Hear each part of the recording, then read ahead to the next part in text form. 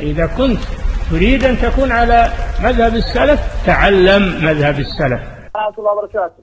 ما شاء الله. Yeah, we're ready when you're ready إن شاء الله.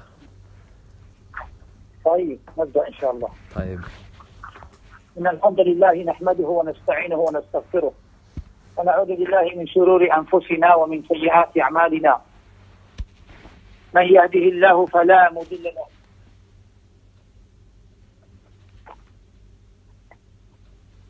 وأشهد أن لا إله إلا الله وحده لا شريك له وأشهد أن محمدا عبده ورسوله. من يهده الله فلا مضل له ومن يضلل فلا هادي له وأشهد أن لا إله إلا الله وحده لا شريك له وأشهد أن محمدا عبده ورسوله.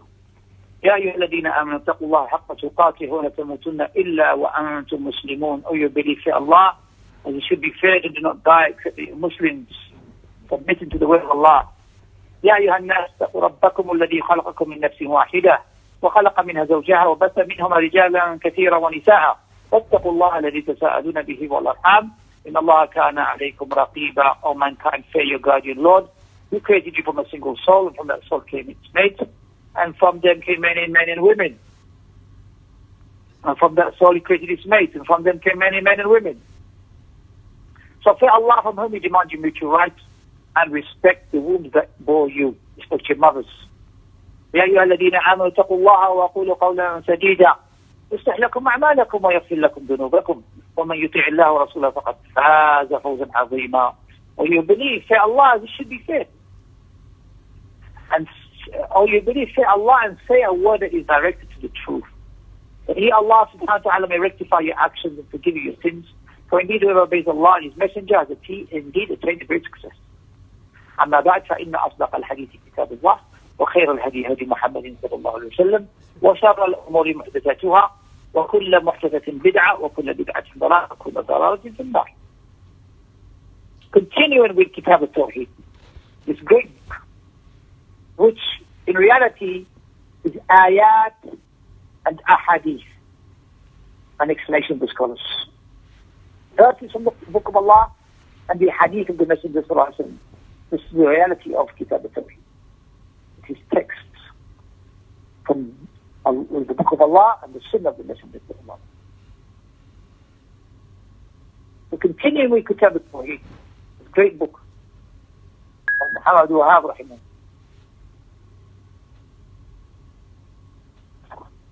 And the explanation we're using is by Shaykh Ahmad An-Najmi rahimahullah.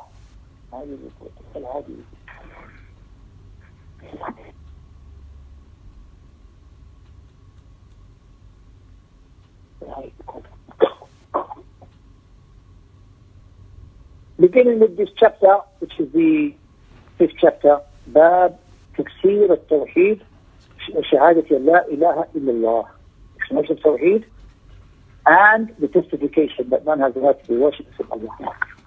In this chapter, Muhammad Wahhab rahimahullah, the Shaykh al-Islam of this time, he began it with these 4 verses.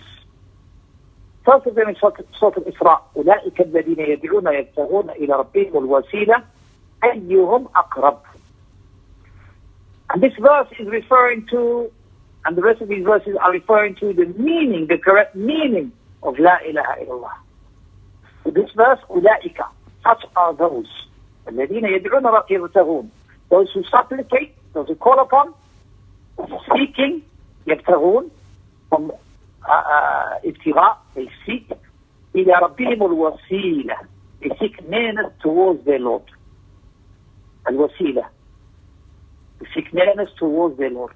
أيهم أقرب, who of them is closest or most closest?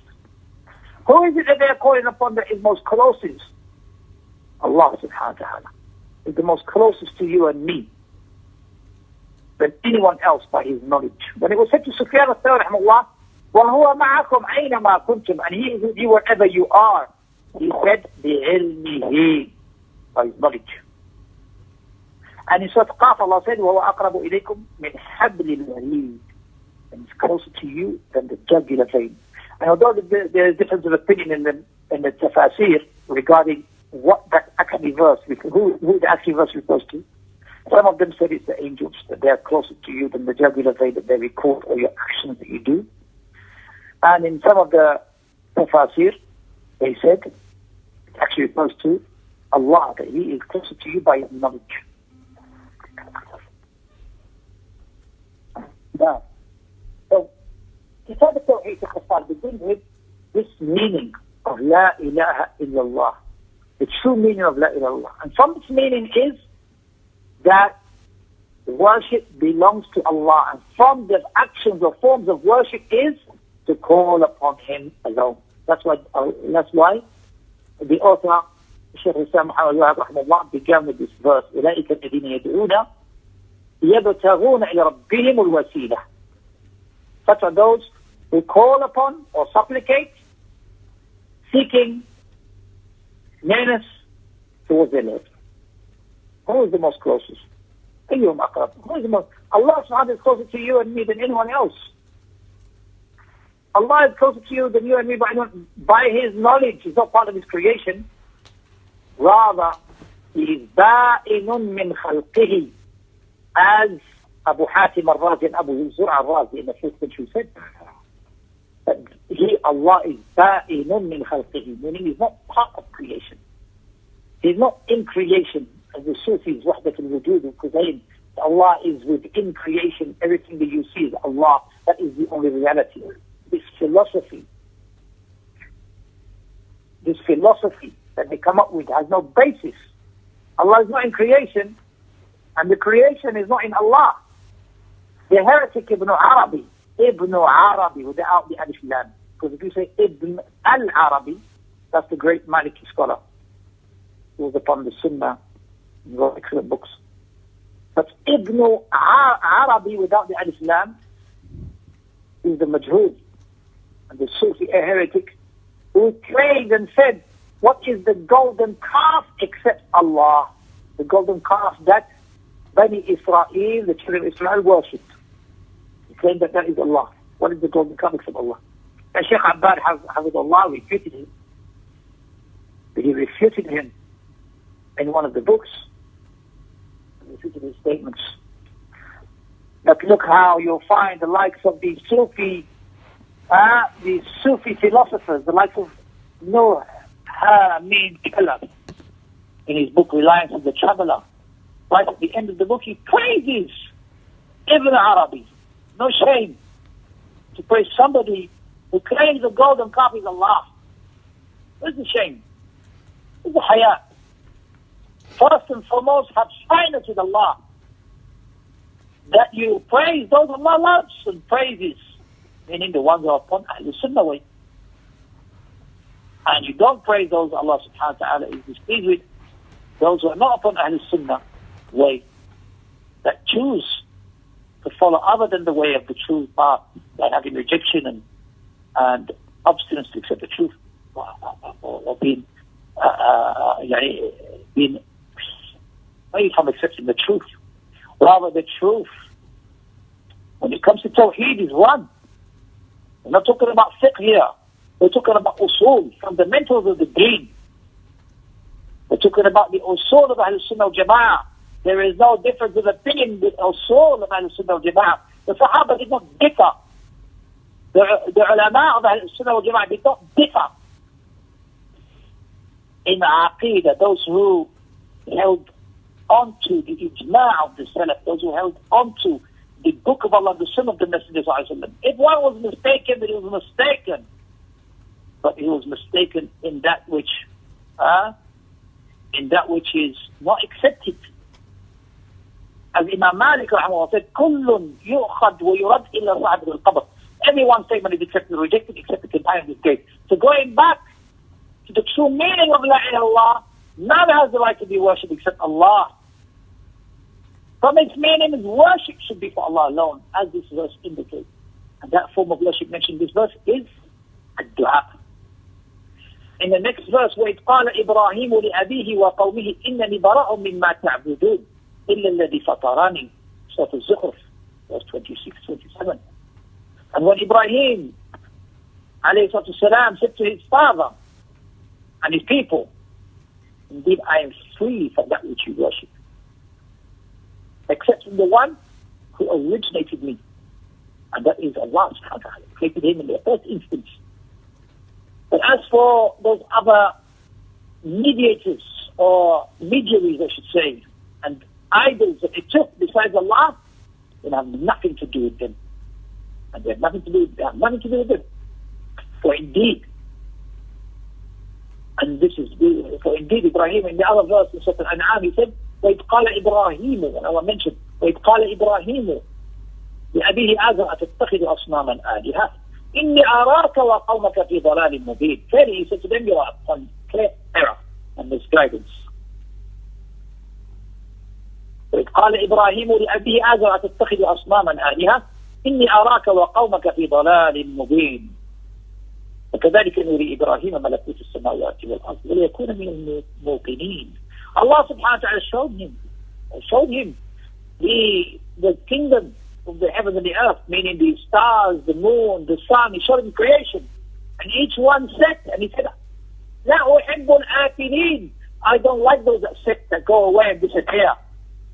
Or indeed, he called upon Allah. He was Hanifan Musliman, وَمَا كَانَ مِنَ الْمُشْرِكِينَ. He called upon Allah sincerely, away from shirk, away from associating partners with Allah, and he was free from the polytheists.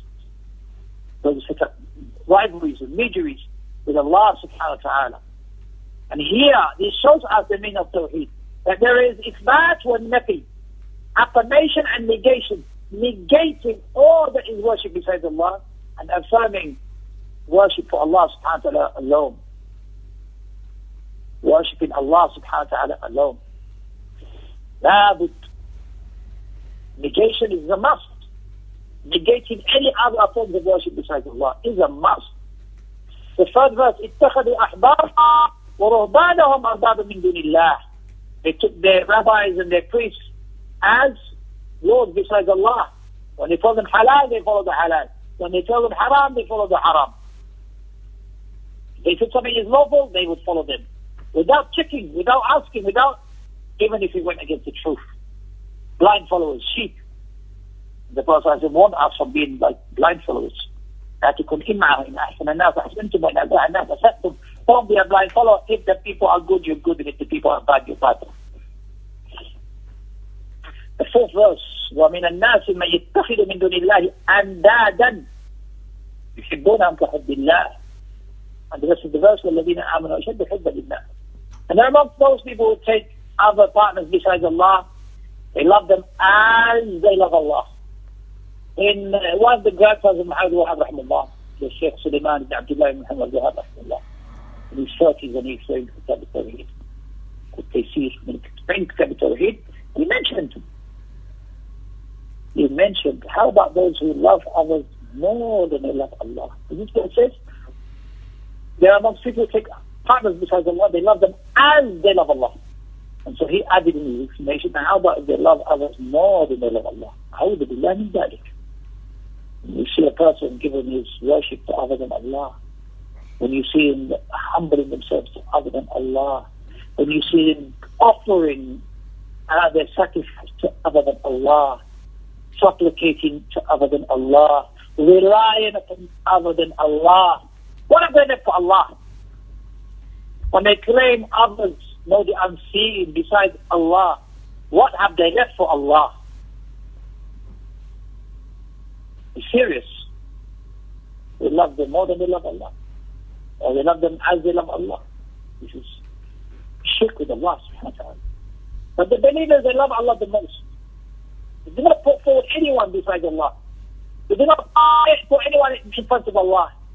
They call upon Allah, they rely upon Him. وَتَوَكَّلَ عَلَى الْحَيِّ الَّذِي لَا يَمُوتُ. Rely upon the one who is the perfect living, who doesn't die. That's the fourth verse. Surah Al-Baqarah, verse 165. Showing you that aspect of worship, meaning love, should be for Allah alone. Now, the unconditional love. No doubt we love our parents.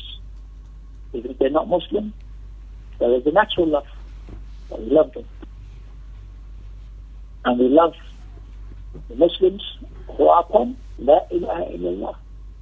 We love them for their adherence to La ilaha illallah, according to how much they adhere to that. Now, And we hate that which Allah hates. And we hate those Allah subhanahu wa ta'ala has refuted and spoken about. And rebuked. Those who turn away, those who reject the true faith. Allah doesn't love them. But it doesn't mean that you are unjust to anyone. Even if you hate someone, it doesn't mean you're unjust to them.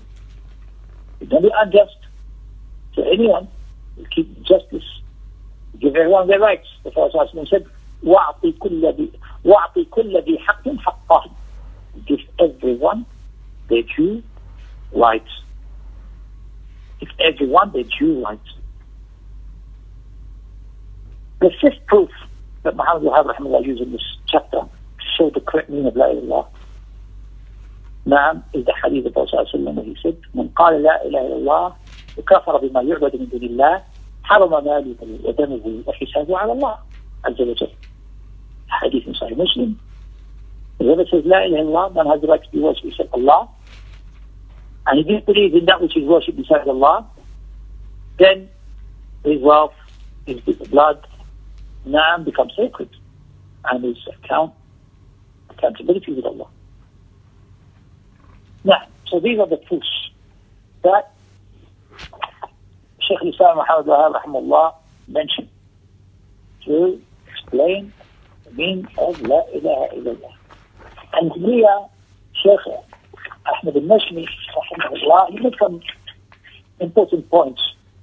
The first of them is that La ilaha illallah, he said, this chapter is important because it is the meaning of Tawheed. You see, Tawheed is not separate from La ilaha illallah. Tawheed is La ilaha illallah.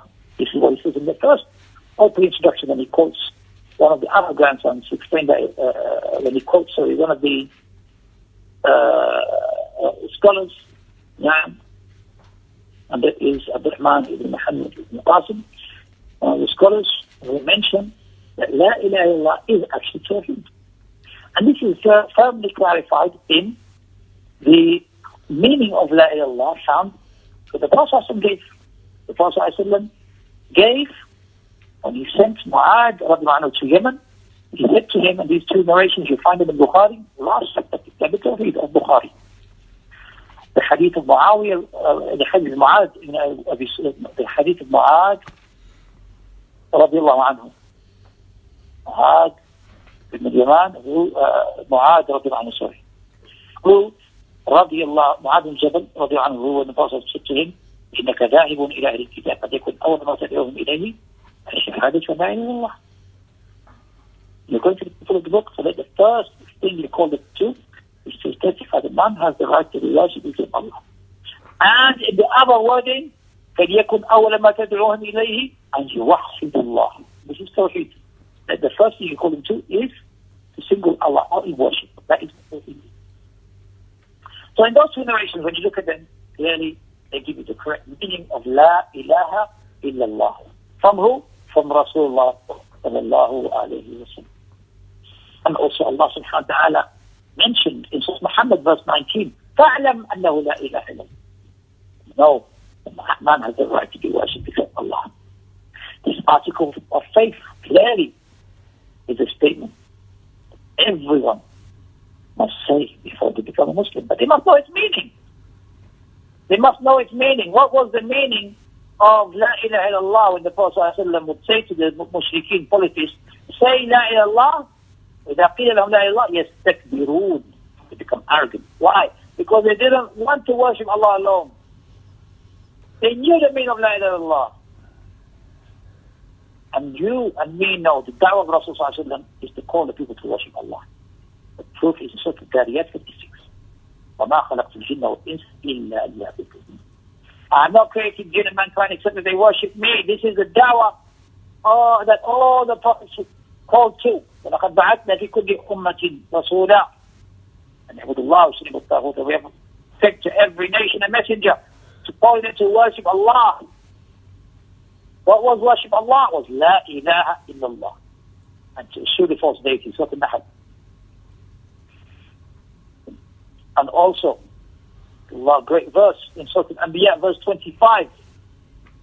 وَمَا أَرْسَلْنَا مِنْ قَبْلِكَ مِنْ رَسُولٍ إِلَّا نُوحِي إِلَيْهِ أَنَّهُ لَا إِلَهَ إِلَّا أَنَا فَاعْبُدُونِ. Look how those two words come together. Two statements.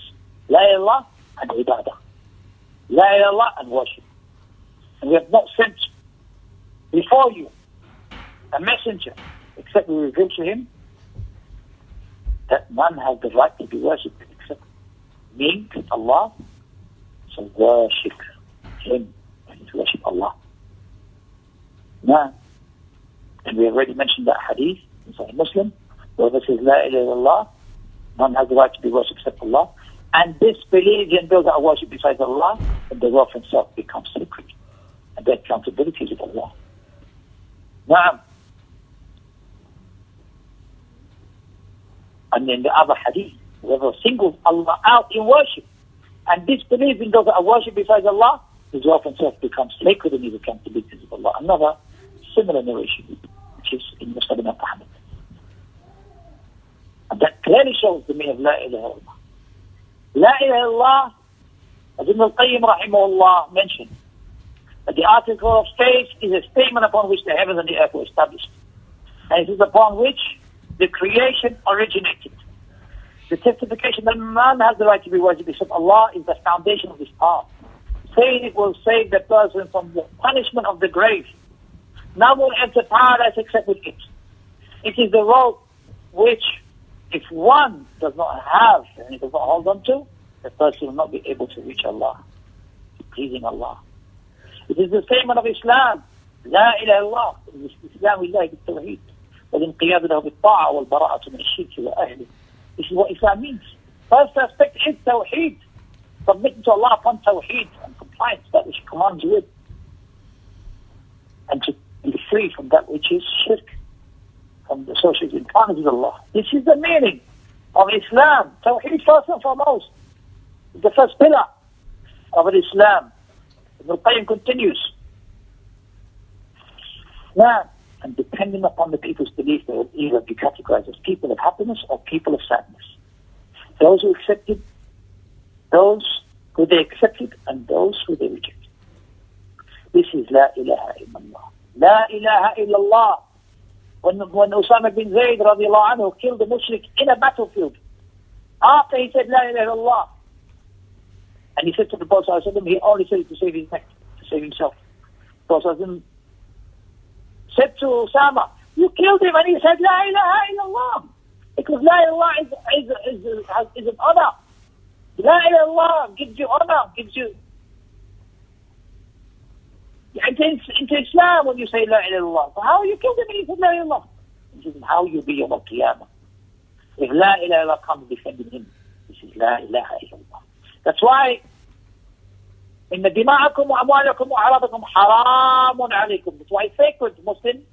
Blood, public, and honor sacred.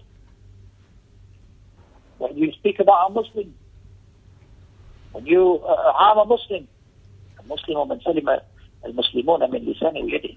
True Muslim is you, other Muslims are free from his harm in terms of his tongue and his hand. La ilaha illallah, when you enter Islam, is an honor. La ilaha illallah. Shaykh Ahmad An-Najmi rahimahullah continues and he says, the tafsir of La ilaha has this negation and has this affirmation. La ilaha negating any other deity besides Allah. Illallah, except Allah. He's the one that we call upon. So how can you call upon others besides Allah? How can you set up others and call upon them? Sallallahu alaihi wasallam. If you fall sick, who's going to cure you? When I fall sick, then He's the one who cures. That should be the reality. And that is the reality. No one can cure you but Allah. And if you are in a situation where you are in dire need, and who would you call upon when all else fails? And you can call upon Him in the last part of the night, and in your sujood, and He'll answer you. If you're sincere, He'll answer you, subhanahu wa ta'ala. أَمَّنْ يُجِيبُ الْمُضْطَرَّ إِذَا دَعَاهُ وَيَكْشِفُ السُّوءَ وَيَجْعَلُكُمْ خُلَفَاءَ الْأَرْضِ أَإِلَٰهٌ مَعَ اللَّهِ. Surah An-Naml. Allah subhanahu wa ta'ala says, He says that who is the one that removes harm when you are afflicted with harm? Who's the one who answers the need of the caller. Mustar is such, he's in dire need, all else has failed. Maybe he's about to die, maybe he's about to, the ship is about to sink, maybe the plane is about to fall. Even those so-called atheists, who do they call upon when they're just about to die? Oh my God, no. Who else do they call upon? Oh my God. They know they're just about to die. The natural inclination comes in. The fitra comes in. And they call upon Allah subhanahu wa ta'ala. Who can repel harm? Except Allah. And that's why you're amazed when you see these Sufis. Hamza Yusuf and his group, and they're gathering, they're saying, and you find it on the internet, they're saying, Madad ya Rasulullah, Madad, Madad, Madad, and they're singing with it, asking for Prophet to help them. A'udhu billah min dhalik. When we seek help, the Prophet taught you and me, and he taught Ibn Abbas before you and me. He said, Ya ghulam, inni u'allimuka kalimat. Oh young man, let me teach you some words of advice. Oh young boy, let me teach you some words of advice. God Allah's duties and He will protect you. God Allah's duties and you will find Him in front of you. إذا سألت فاسأل الله. He didn't say فاسأل رسول الله. He didn't say فاسألني على. وإذا سألت فاسأل الله. You seek help and you ask Allah alone. إذا استعنت فاستعن بالله. He didn't say seek help from other than Allah. As the Sufis, Naqshbandis and all these other groups of Sufis calling upon other than Allah, and the Rafida Shia calling upon the 12 Imams, claiming that they know they're unseen and they will help their affairs of the people. All of that is shirk with Allah. All of that is shirk with Allah. It goes against the verses of Allah subhanahu wa ta'ala says, وَإِذَا سَأَلَكَ عِبَادِي عَنِّي فَإِنِّي قَرِيبٌ أُجِيبُ دَعْوَةَ الدَّاعِ إِذَا دَعَانِ فَلْيَسْتَجِيبُوا لِي وَلْيُؤْمِنُوا بِي لَعَلَّهُمْ يَرْشُدُونَ. When the servant asks for me, then and I answer the call of the one who supplicates, when he supplicates. فَلْيَسْتَجِيبُوا لِي. Let them answer my call.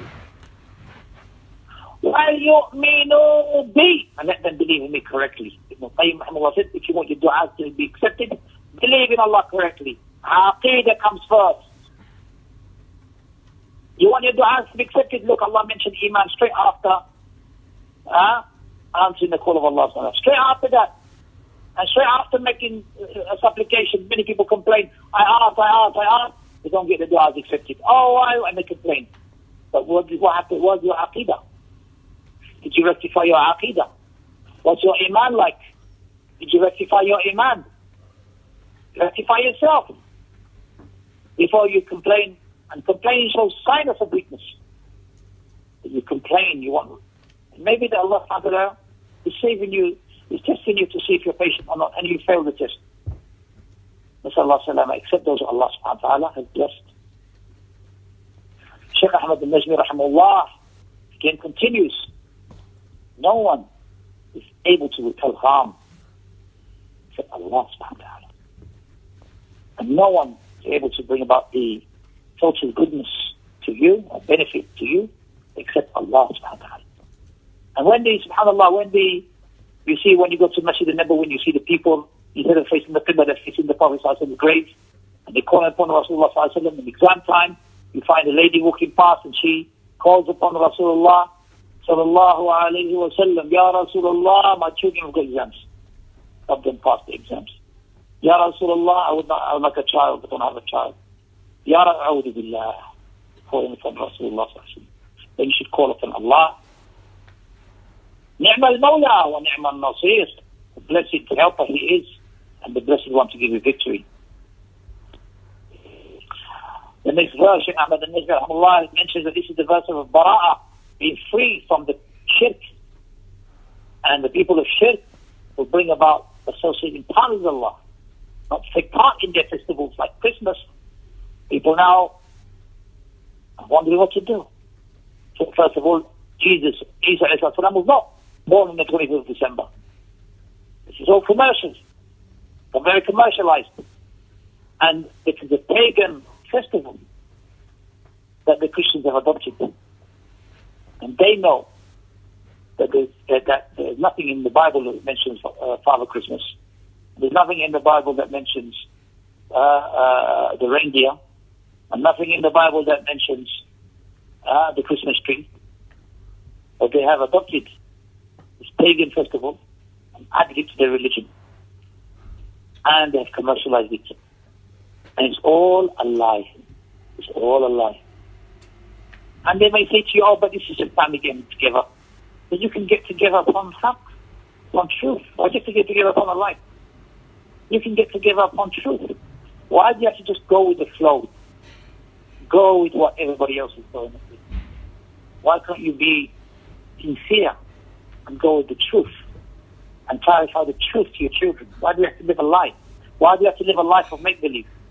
That everything around us is just false and we live in the lie. Why can't we teach the people that Jesus did not come as the Son of God? Jesus was a great messenger, a great Messiah, and he healed the blind and sick with Allah's permission.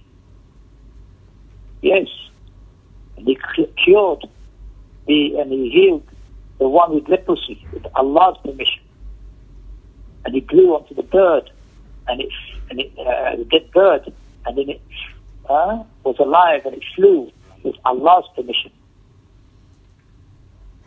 SubhanAllah. All of those miracles that Jesus performed was by Allah's permission. And he himself called the people to worship Allah. He was a Muslim, submitted to the will of Allah. So why do people have to live this lie then, where they give their worship to other than Allah? And sins, contradictions after contradictions. And they claim that he's the Son of God. And they claim the Son of God supposedly called upon the Father for help on the cross. So if he is God and the Son of God, why is God asking for help?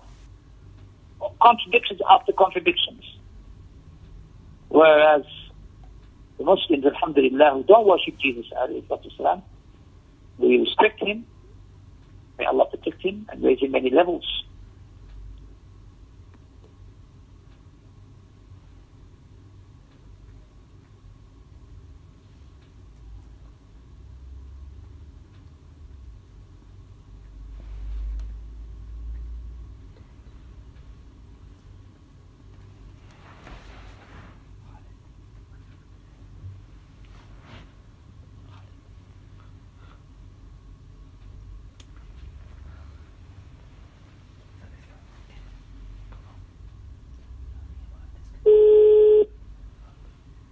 Far away.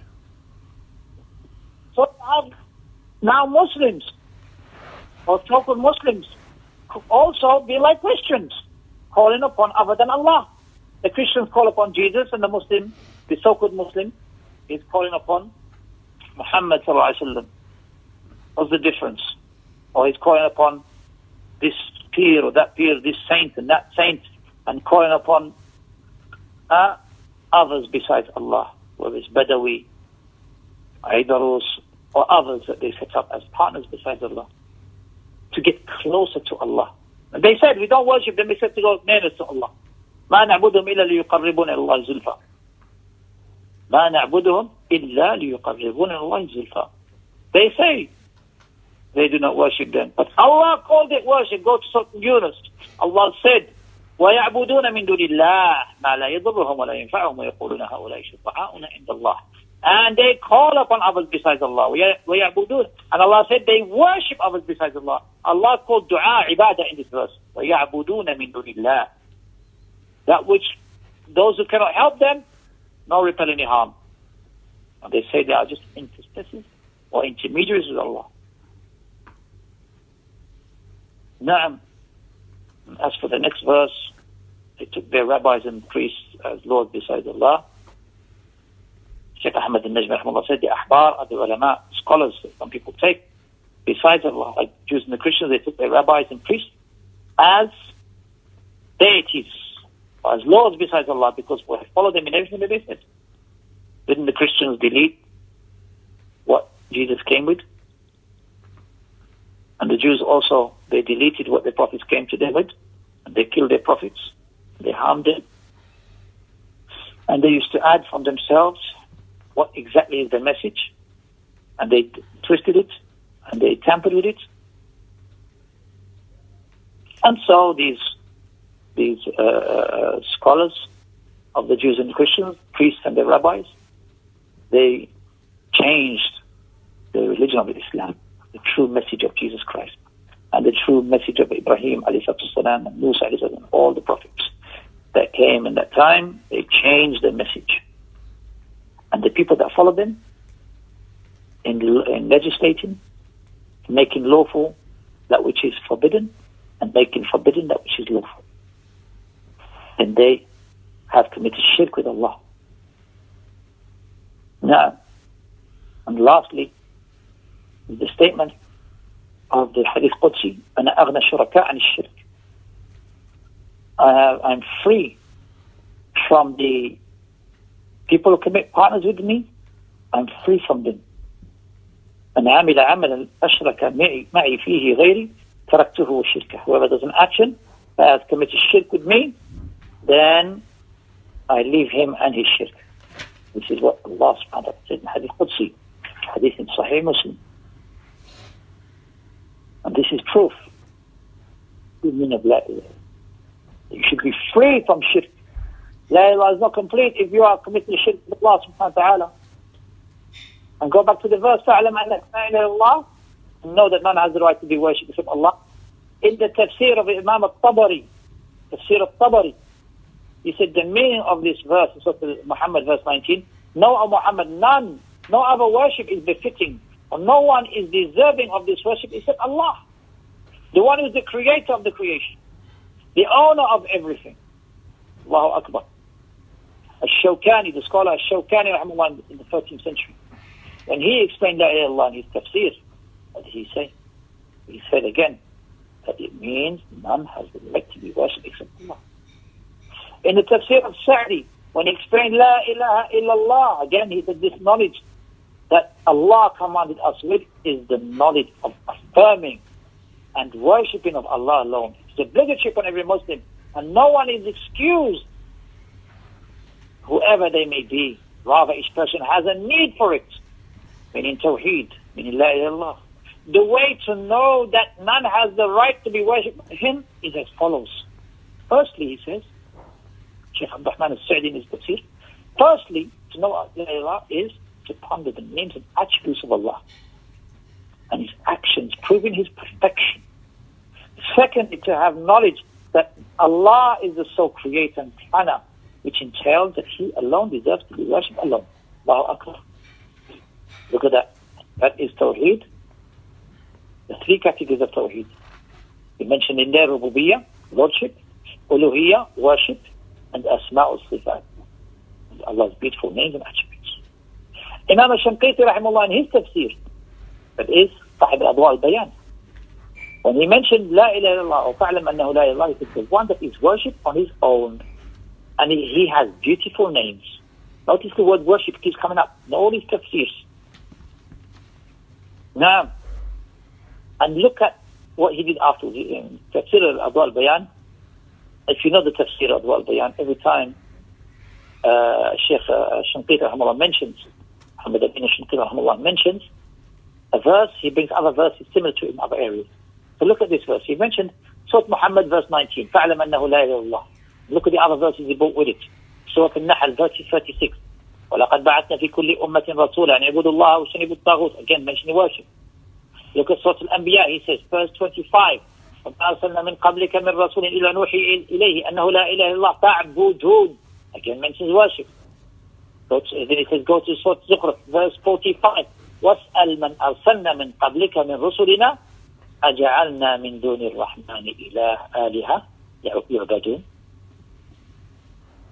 And ask, O Muhammad, those of our messengers whom we sent before you, did we ever appoint gods or deities to be worshipped besides Allah, besides the most beneficent, meaning Allah? Again mentions worship. And Surah Al-Imran, Al-Imran, he says, verse 18, شهد الله أنه لا إله إلا هو والملائكة وأولو العلم قائما بالقسط لا إله إلا هو العزيز الحكيم. And this verse, again he mentions the meaning of La ilaha illallah, that he is the one who is established upon justice. But there is no justice except with La ilaha illallah. Except La ilaha illallah.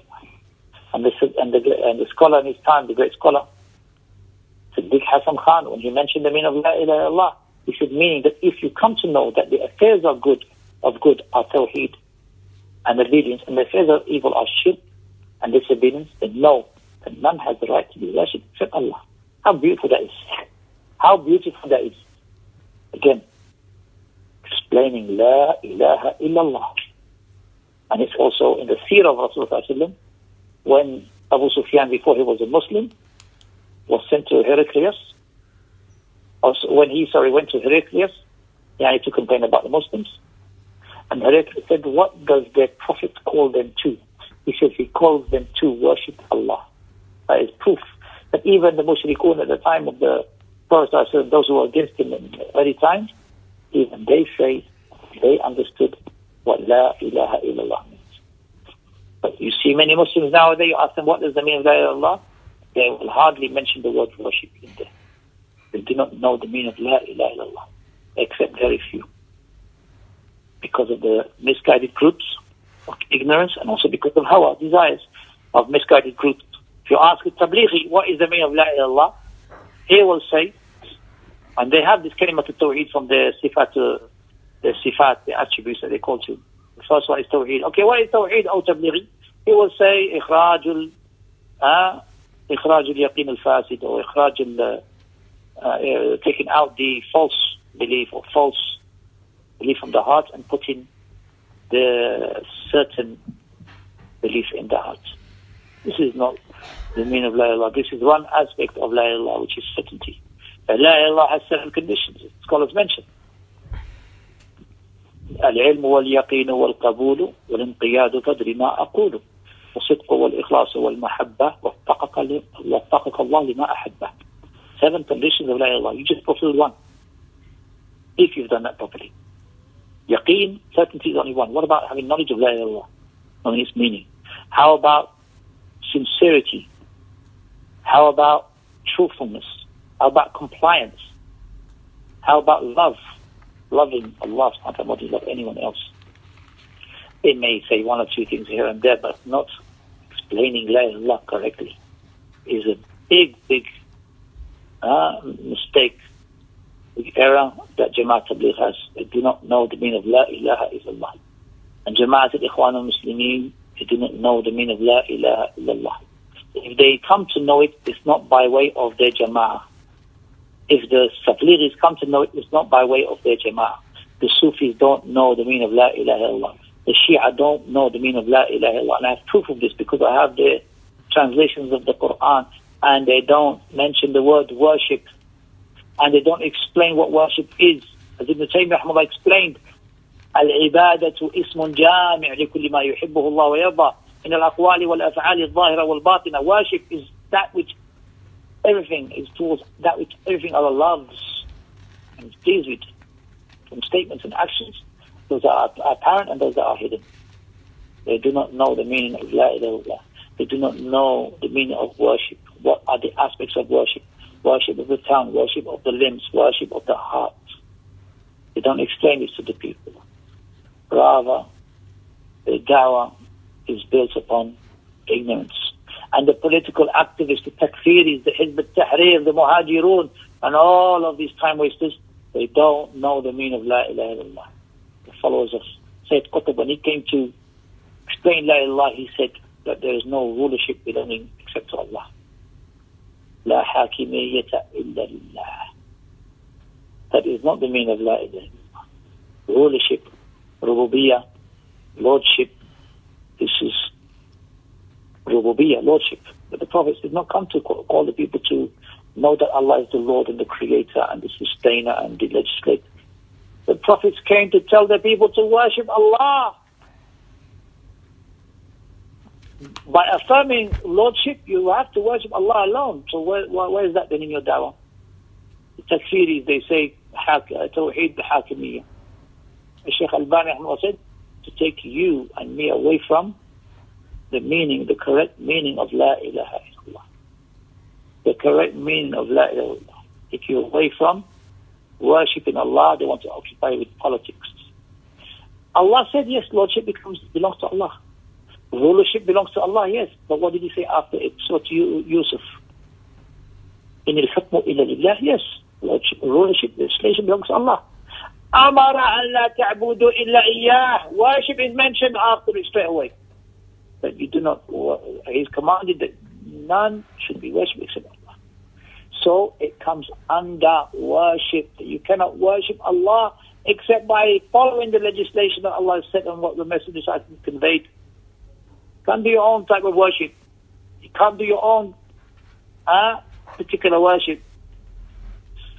So with that we end this chapter, this section, and know that La ilaha illallah is not something that you just learn in a book. La ilaha illallah is your life that you go through your whole life with sincerity if you want to succeed. La ilaha illallah. Why do you think Allah subhanahu wa ta'ala has told us, repeated in the Quran, La ilaha illallah? Why do you think Allah's Messenger sallallahu alayhi wa sallam has repeated in the adhkar and the ad'iyah? لا إله إلا الله وحده لا شريك له له الملك وله الحمد وهو على كل شيء قدير. لا إله إلا الله وحده أنجز وحده ونصر عبده وهزم الأحزاب وحده. When you do Umrah, why is it La ilaha always gets repeated in your adhkar? Why? Subhanallah, alhamdulillah, wa la ilaha illallah, Allahu Akbar. Why? Reminding you and me of sincerity. Reminding you and me to worship Allah alone. Reminding you and me, to, just as we are good outside and people see us, to be good inside and people don't see us. La ilaha illallah, that you worship Allah alone. When you're coming for your salah, establish tawheed. When you're doing hajj, establish tawheed. Isn't this what Jabir radiallahu anhu said, hadith Sahih Muslim? When he said, when the Prophet reached the miqat of Medina, فَأَهَلَّ بِالتَّوْحِيد. That's how he began his hajj. Tawheed. And these political activists, the Ikhwanis, they say, oh, you always talk about Tawheed. Yes, we wish we always talk about Tawheed. We wish Tawheed is day and night in our lives. This is the way of the Anbiya. Nuh alayhi salatu wasalam. What did he say? Calling the people day and night to Tawheed. إِنِّي دَعَوْتُ قَوْمِي لَيْلًا وَنَهَارًا فَلَمْ يَزِدْهُمْ دُعَاء إِلَّا فِرَارًا. They would run away. They didn't want to hear. They didn't want to hear Tawheed, like many of these misguided groups. He called the people to worship Allah. إِنَّا أَرْسَلْنَا نُوحًا إِلَىٰ قَوْمِهِ أَنْ أَنذِرْ قَوْمَكَ مِنْ قَبْلِ أَنْ يَأْتِيَهُمْ عَذَابٌ أَلِيمٌ قَالَ يَا قَوْمِ إِنِّي لَكُمْ نَذِيرٌ مُبِينٌ أَنِ اعْبُدُوا اللَّهَ وَاتَّقُوهُ وَأَطِيعُونَ. Allahu Akbar. Look, our first da'wah. And Abdullah. You see? It's there. Worship. Because worship is not just something you do in the mosque. Worship is what your adhkar, you say, come close to Allah. Morning and evening. Worship is your speaking the good and keeping silent. Worship is saying a good word. Worship is enjoining the good and forbidding the evil. Worship is your prayer, your sacrifice, your life and your death. Your charity that you give with your wealth, with yourself. Worship is in keeping ties of kinship and advising to others to be good, to be sincere. Worship of the heart, loving Allah more than you love anyone else. How heavy that is. Fearing Allah more than you fear anyone else. Hoping to meet Allah. Relying upon Allah on the actions of the heart. Not having malice and jealousy of others when Allah has given others more wealth or given others something more than they've given you of the dunya, because it's weakness in your worship. It's weakness in your iman. So may Allah subhanahu wa ta'ala make us understand Tawheed. May Allah subhanahu wa ta'ala make us understand the meaning of Tawheed. That we are free from shirk day and night, calling upon Allah to keep us away from the punishment thereof, to keep us away from associating partners with Him. Because in reality, none of us are guaranteed that we will die upon that. How many have come and gone, and how many have slipped? So we need to remind each other of Allah, and remind ourselves of Tawheed, day and night. Day and night. وسبحانك اللهم وبحمدك أشهد أن لا إله إلا أنت أستغفرك وأتوب إليك.